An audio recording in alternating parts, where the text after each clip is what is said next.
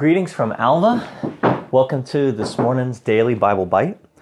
We're reading through the Old Testament and the New Testament, and we've gotten to a part of the Bible that is just very technical details sometimes. Exodus chapter 27 is going to talk to us about some specifics and things that God is asking people to build for worship while they're on the move. So everything is mobile, and here comes some details. Exodus chapter 27 and 28 today, and Matthew chapter 21. So here's what you have in 27 of Exodus. You shall make the altar of acacia wood, 5 cubits long and 5 cubits broad, and the altar shall be square, and its height shall be 3 cubits, and you shall make horns for it on its 4 corners, and it shall be one piece with it, and you shall overlay it with bronze. You shall make pots for it to receive its ashes, and shovels, and basins, and forks, and fire pans. You shall make all its utensils of bronze. You shall also make for it a grating, a network of bronze, and on the net you shall make 4 bronze rings at its 4 corners, and you shall set it under the ledge of the altar so that the net extends halfway down the altar. And you shall make poles for the altar, poles of acacia wood, and overlay them with bronze, and the poles shall be put through the rings, so that the poles are on the 2 sides of the altar when it's carried. You shall make it hollow with boards, as it has been shown you on the mountain, so shall it be made. So there's a vision and then there's descriptions, isn't there? You shall make the court of the tabernacle. On the south side of the court shall have hangings of fine twinned linen, and 100 cubits long for one side. Its 20 pillars and their 20 bases shall be of bronze. So this is the court of the tabernacle, shall be of bronze. But the hooks of the pillars and their their fillets shall be of silver.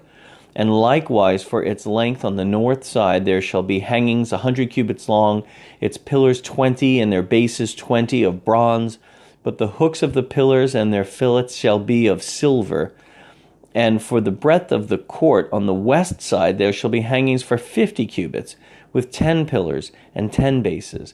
The breadth of the court on the front of the east shall be 50 cubits. The hangings for the one side of the gate shall be 15 cubits, with their 3 pillars and 3 bases. On the other side the hangings shall be 15 cubits, with their 3 pillars and 3 bases. For the grate of the court there shall be a screen of 20 cubits long, and blue and purple and scarlet yarns, fine twinned linen embroidered with needlework. It shall have 4 pillars, and with them 4 bases. All the pillars around the court shall be filleted with silver. Their hooks shall be of silver, and their bases of bronze. The length of the court shall be 100 cubits, the breadth 50, and height 5 cubits, and the hangings of twinned linen, bases of bronze at the base. All the utensils of the tabernacle for every use, and all its pegs, and all the pegs of the court shall be of bronze. So lots of precious metals, shiny metals, beautiful colored linens. I mean, this place is really quite ornate, isn't it? Then it says in verse 20 of chapter 27, you shall command the people of Israel that they bring to you pure beaten olive oil for the light, that the lamp may be regularly set up to burn. In the tent of meeting, outside the veil that is before the testimony, Aaron and his sons shall tend it from evening to morning before the Lord.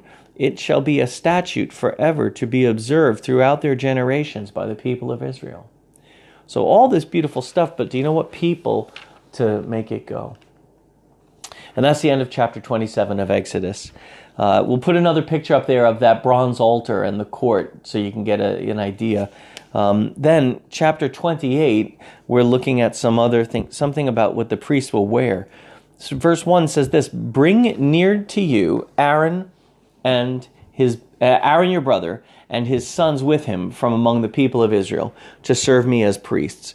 Aaron and Aaron's sons, Nadab and Abihu, Eleazar and Ithamar. And you shall make holy garments for Aaron your brother, for glory and for beauty.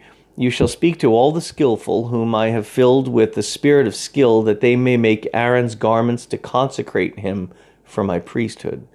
These are the garments they shall make: a breastpiece, an ephod, a robe, a coat a coat of checker work, a turban, and a sash. They shall make holy garments for Aaron your brother and his sons to serve me as priests. They shall receive gold, blue, and purple, and scarlet yarns, and fine twinned linen.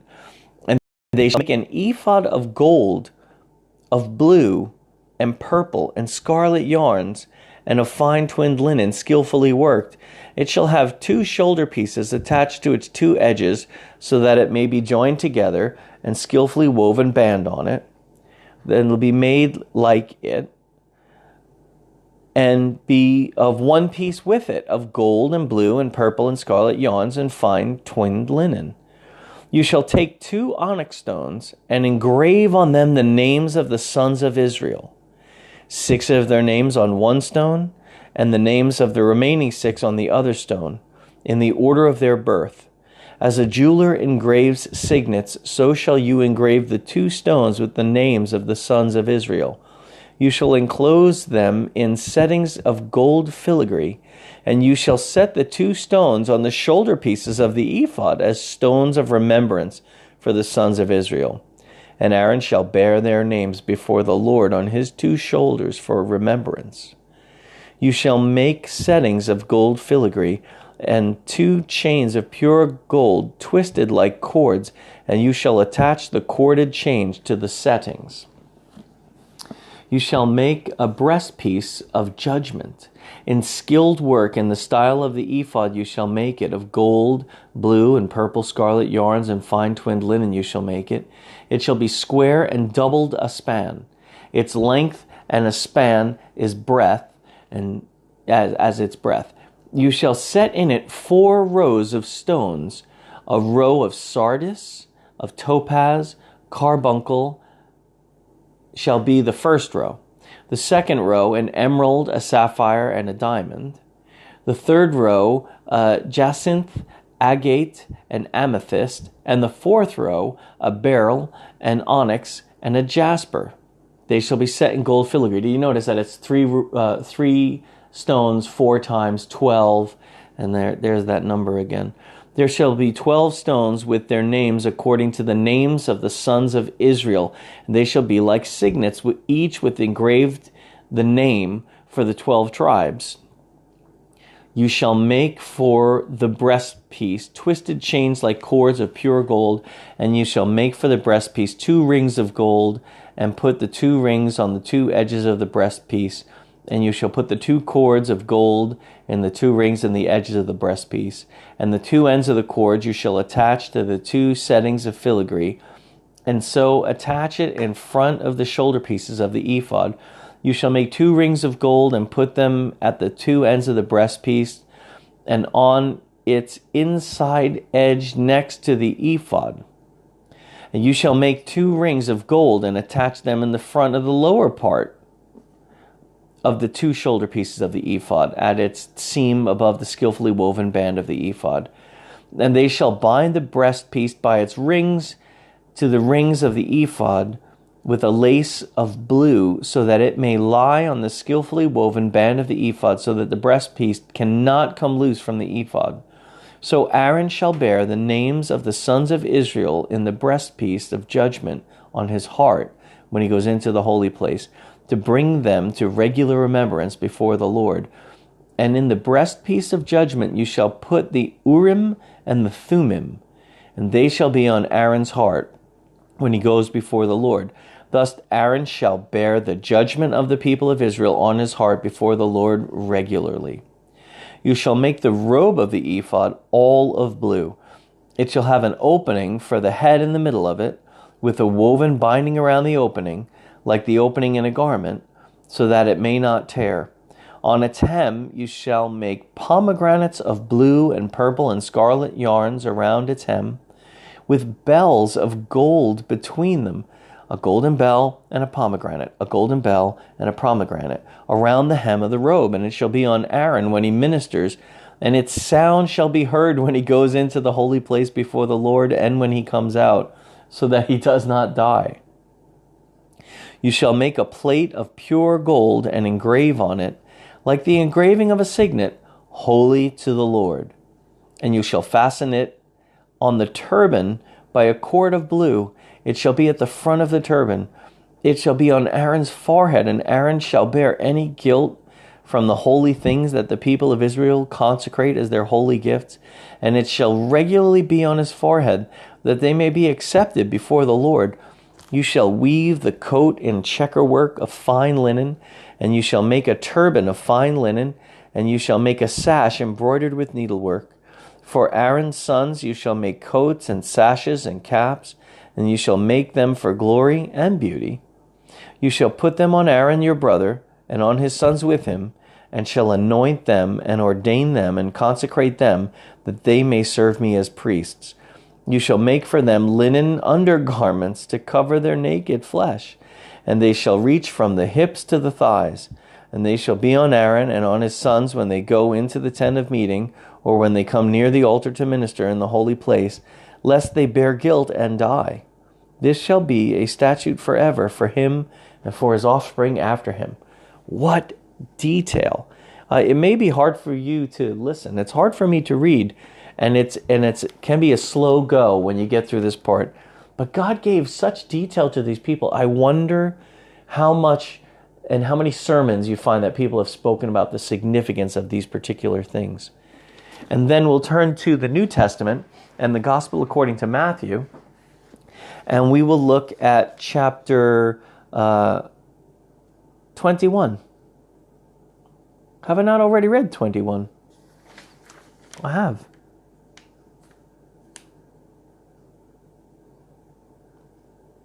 Yeah, just chapter 22 today. And so we'll read that to you, and we'll get to verse 22 of chapter 22. So here's how it will go. Chapter 22. And again, Jesus spoke to them in parables, saying, "The kingdom of heaven may be compared to a king who gave a wedding feast for his son, and sent his servants to those who were invited to the wedding feast, but they would not come. Again, he sent servants, saying, 'Tell those who are invited, see, I've prepared my dinner, and my oxen and my fat calves have been slaughtered, and everything is ready. Come to the wedding feast.' But they paid no attention, and went off, one to his farm, another to his business, while the rest seized his servants, treated them shamefully, and killed them. The king was angry, and he sent his troops, and he destroyed those murderers and burnt the city. And then he said to his servants, 'The wedding feast is ready, but those invited were not worthy. Go therefore to the main roads, and invite to the wedding feast as many as you find.' And those servants went out to the roads and gathered all whom they found, both bad and good, so the wedding hall was filled with guests. But when the king came in to look at the guests, he saw there a man who had no wedding garment. And he said to him, 'Friend, how did you get in here without a wedding garment?' And he was speechless. And the king said to the attendants, 'Bind him hand and foot, and cast him out into outer darkness. In that place there will be weeping and gnashing of teeth, for many are called, but few are chosen.' Then the Pharisees went and plotted how to entangle him in his words, and they sent their disciple to him along with the Herodians, saying, 'Teacher, we know that you are true and teach the way of God truthfully, and do not care about anyone's opinion, for you are not swayed by appearances. Tell us then, what do you think? Is it lawful to pay taxes to Caesar or not?' But Jesus, aware of their malice, said, 'Why do you put me to the test, you hypocrites? Show me the coin for the tax.' And they brought him a denarius. And Jesus said to them, 'Whose likeness and inscription is this?' And they said, 'Caesar's.' And he said to them, 'Therefore render to Caesar the things that are Caesar's, and to God the things that are God's.' When they heard it, they marveled, and they left him and went away." And we'll stop there today. Daily Bible Bite. Not too much to chew on. A little bit of detail in Exodus. We'll have to come up with a strategy for getting through Exodus and Leviticus. Very, very detailed stuff. Sometimes I think listening to it, chapters and chapters. Maybe we'll mix in some Psalms and Proverbs and just do a chapter in Psalms and Proverbs and something from the New Testament as we get through this more detailed stuff. I'll pray about it, and I'll let you know how we'll go with that. We'll get through the Bible, though, I promise you, in about a year. So thank you for tuning in, and we'll see you tomorrow for a Daily Bible Bite. Take care.